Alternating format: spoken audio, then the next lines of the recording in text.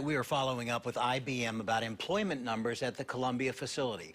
We are tracking your money, asking the state whether the company will be required to pay back tax credits to create jobs that were never created. ABC 17's Jillian Fertig is on Lamont Boulevard at IBM. And Jillian, despite the deal involving taxpayer money, the state still hasn't gotten back with you.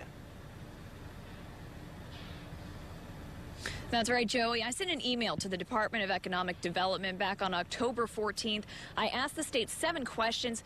One of those questions being, will IBM have to pay back the state those tax incentives they received because they did not fulfill their end of the deal? And I was told the department would work on responding to my questions. But here we are a month and a half later and no response. 388, the number of full-time employees at this facility as of an October job report. 412 short of the promised 800. IBM came to Columbia back in 2010. The company promised 800 jobs in return for $28 million in tax incentives, a promise that has never been fulfilled. After more than a year of investigating the company, I asked to interview the director of the Department of Economic Development.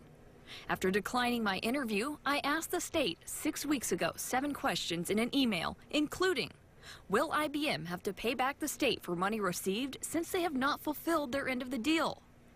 Has the state verified that the employees reporting to the Columbia facility actually physically live in Missouri and work at the facility? Has the state verified that training dollars IBM received actually went toward training?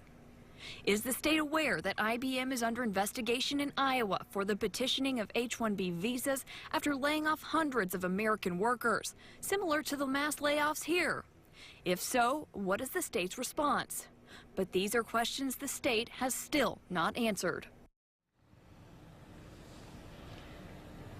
In addition to reaching out to DED today, I also reached out to IBM after we received a news tip saying IBM was hiring contractors while laying off full-time workers at this facility. But IBM stopped answering my phone calls months ago. So tonight, the taxpayers still don't have any answers as to whether IBM will have to pay back that money to the state of Missouri.